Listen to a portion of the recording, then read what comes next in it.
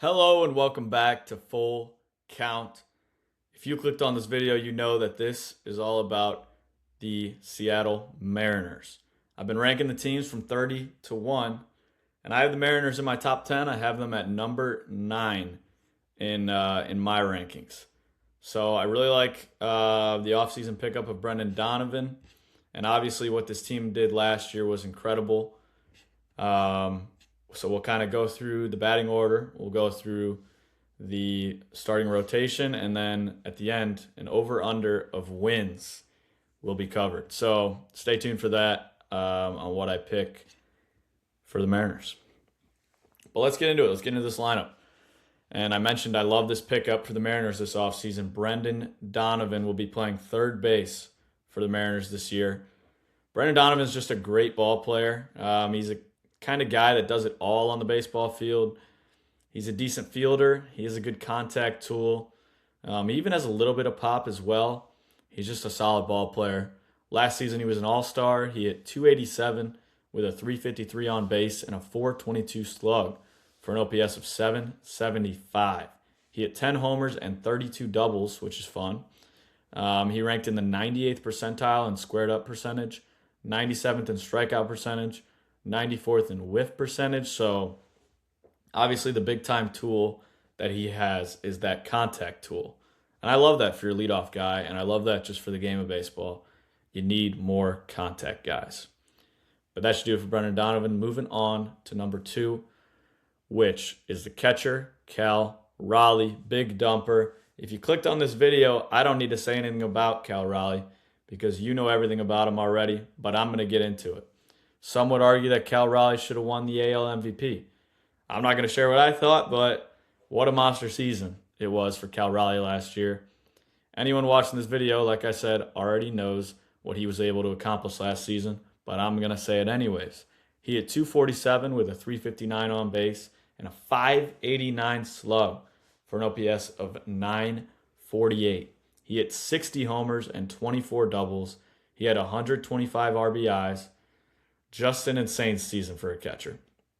We all know how elite he is behind the dish as well. He's a really good framer. He let 0 balls past him in the regular season last year. He's above average when it comes to throwing runners out as well. There's nothing not to like about the big dumper. I will say I don't think he's going to repeat what he did last season, but I think that's kind of an obvious take. It's definitely not anything crazy. He's always gonna hit homers though. In 2022, he hit 27 of them. In 23, he hit 30, and in 24, he hit 34. So he was just on the uptick, and then boom, 60 homers right at you. I don't think he can stay on that incline. If he hits more than 60, that would be insane. Yeah, I think he'll go back down closer to those previous numbers, maybe in the 30s. But yeah, he's the most valuable bat behind the plate in the league, and he's awesome. It's great that the Mariners have him. Simple as that. He's great. Another guy who's great in the 3-hole, center fielder Julio Rodriguez. J-Rod is awesome, and we know that. He's still just 25 years old, and he's received MVP votes in 3 of the last 4 seasons. He hits, he fields, he runs. He's the ultimate 5-tool player. Last season, he hit 267 with a 324 on base and a 474 slug for an OPS of 798. He hit 32 homers, he stole 30 bags, and he hit 31 doubles. Just pretty awesome production from your center fielder. He ranked in the 97th percentile in range, or outs above average, same thing. 93rd in percentile in sprint speed, and 96th percentile in bat speed. Last year was awesome, but there's still a ton of room for improvement. I fully believe that. He could definitely walk more. He chases a lot, and he does strike out a lot. So if he can cut those down, like you talk MVP for him. So obviously that's being nitpicky, but Julio is incredible, and everyone knows that. He's a superstar in this sport. I always say that, and my roommate hates it. He doesn't think he's a superstar. So J-Rod's awesome, and he's just 25. So really excited to see what his career ends up looking like when it's all said and done. Now in the 4-hole, first baseman Josh Naylor.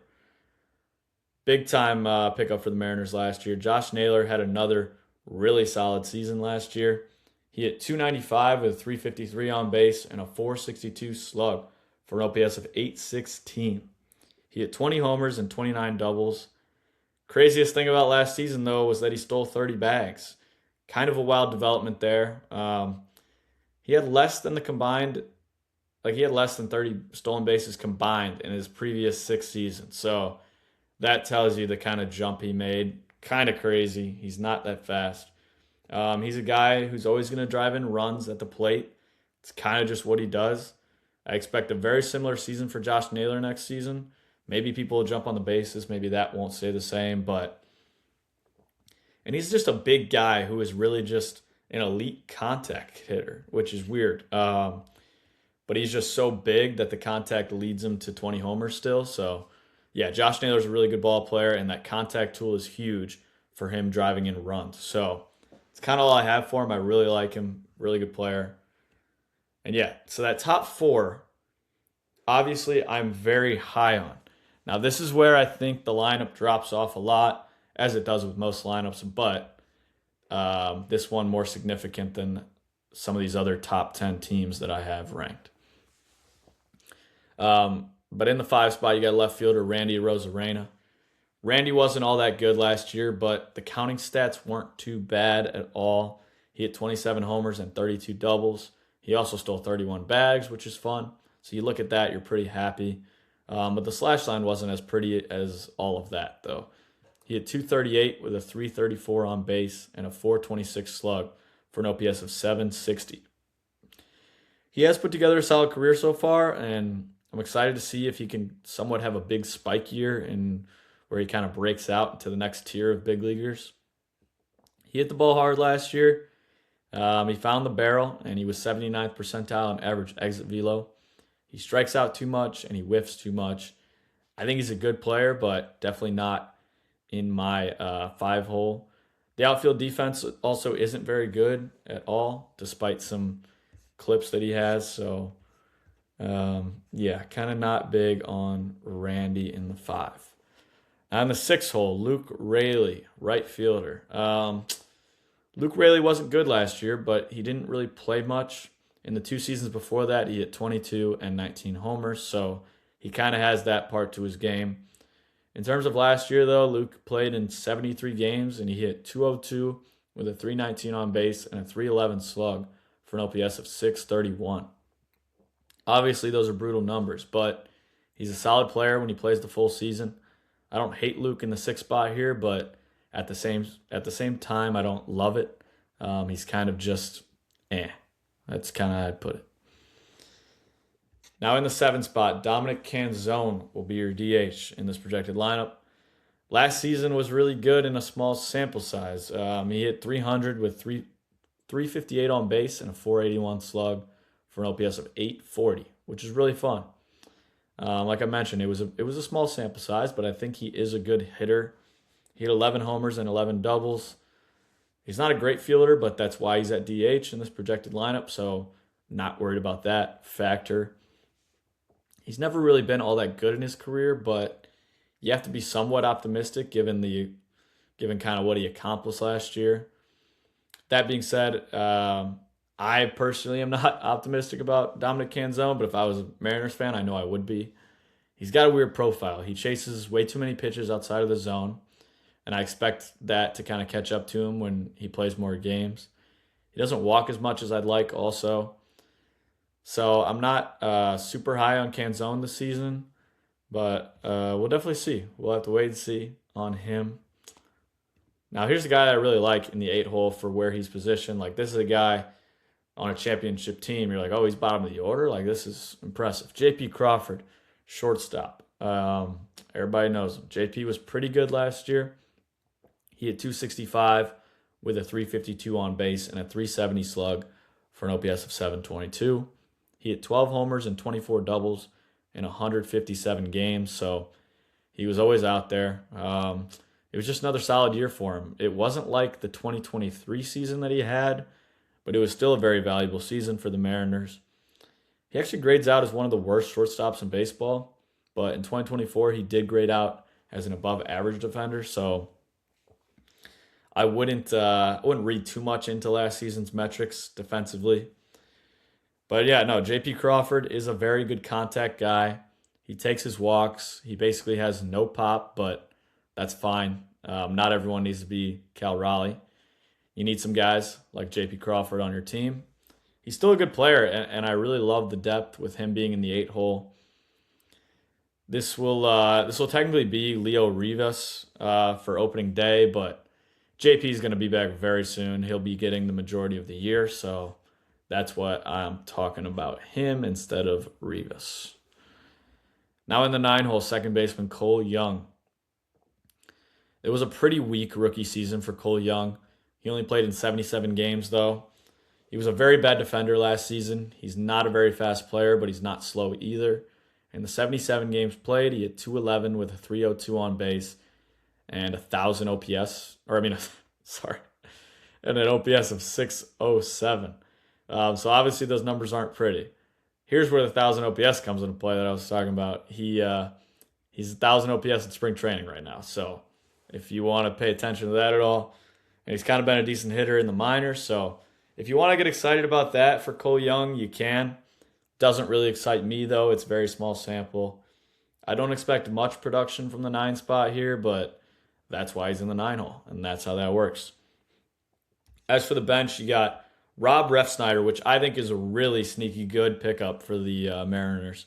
And Victor Robles is solid, and as I mentioned, Leo Rivas earlier, he is solid. Miles Mastrobuoni's injured, a good contact guy off the bench. He's kind of just been around, bounced around in the league, but he's really got a good contact tool to him. So I like him, and he's a good just utility guy. He'll come back, and he is injured. Here's where the Mariners typically make their money. This is where they find their wins. The starting pitching. Let's get right into it. In the 1 spot, you got Bryan Woo. Bryan Woo was pretty awesome last season. His fastball moves a ton, and he ranked 100th percentile in fastball run value. I'd compare his fastball to Logan Webb's, except a lot faster. The movement on that front hip to a left-handed hitter is unhittable when you watch this guy. He threw 1,284 fastballs last season, and hitters only got 42 hits. I might just have to say that again. He threw 1,284 fastballs. Hitters got 42 hits. They hit 153 last year against his fastball. He has really just been great the last 2 seasons, but as for last season, he threw 186 innings with an ERA of 2.94. He finished 5th in Cy Young voting. He didn't walk anyone. He struck a ton of people out. So 2 things you love from any pitcher.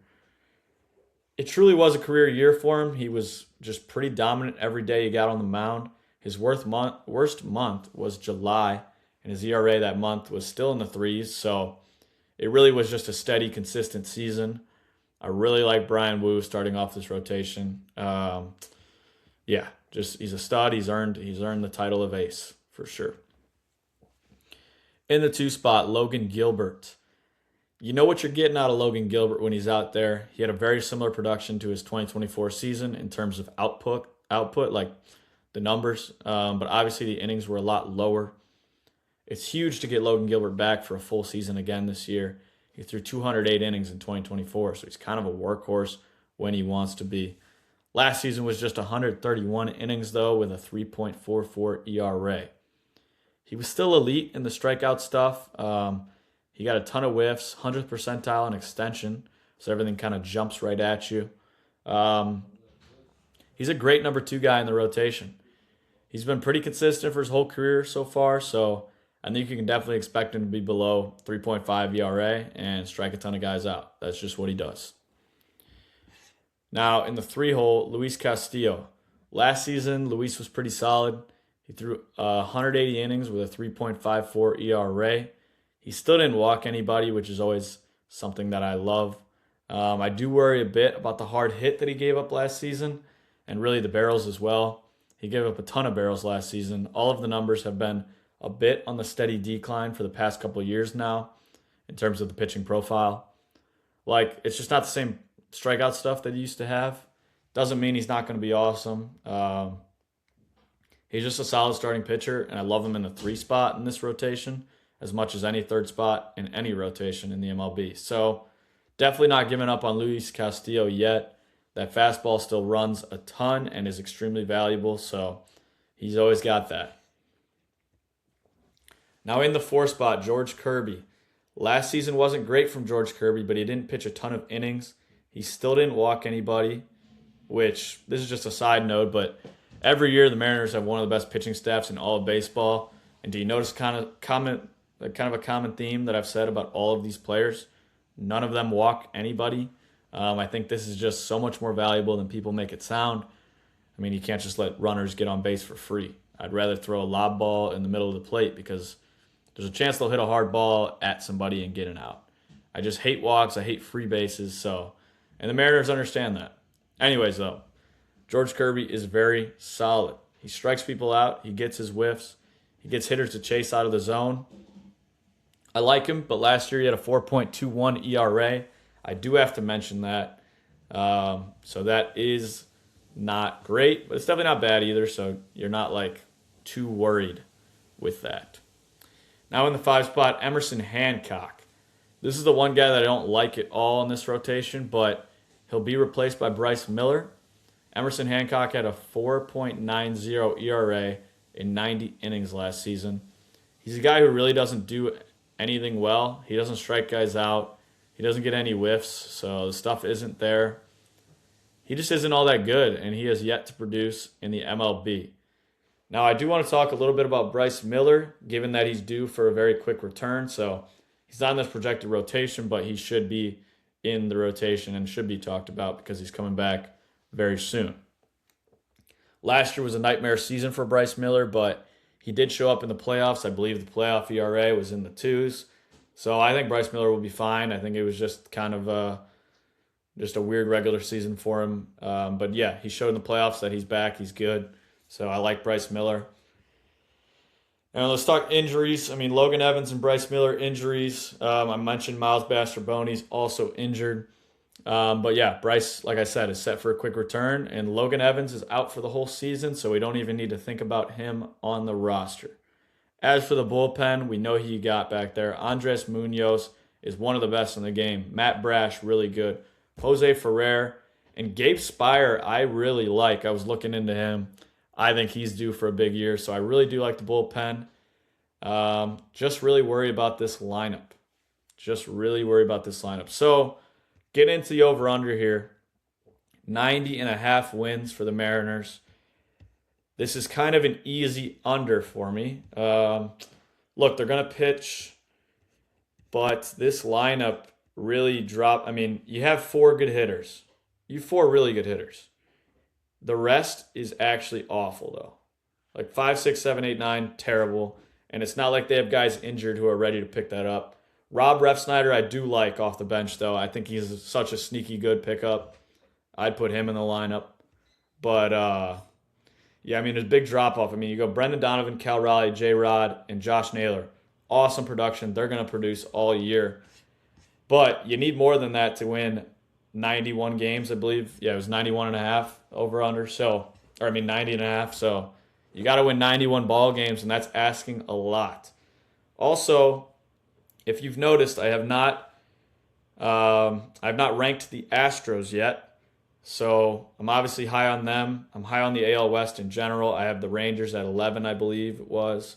So that plays into it as well. Getting 91 wins is a tall task for any team to do. So that's why I'm kind of going under on these guys. But I definitely don't think it's a bad team. I think it's a team that can make another run in the playoffs, given their pitching and given kind of the stars at the front of the order. And maybe they'll make a move at the deadline or something because they might need it in this lineup. But yeah, this is a team that could definitely win the World Series. Anybody in this top 10 really could win the World Series. So not down on them at all. I'm just going under because I think they're more like 88 wins. I just think 91 wins is a lot to ask of a team like this in a really tough AL West this year. So that's my thoughts on the Mariners. I want to thank you guys for watching if you made it this far. If you agree with anything or if you disagree with me and you think I'm an idiot, comment below. I'd gladly respond. And if you like what you saw, feel free to subscribe. And yeah, I mean, I'm rooting for the Mariners. I hope they have a good season. Feel free to use the SeatGeek code if you want to hit any Mariners games this season. $20 off your first purchase. So that's always there as well. But I want to thank you guys for watching. And go Mariners. Peace.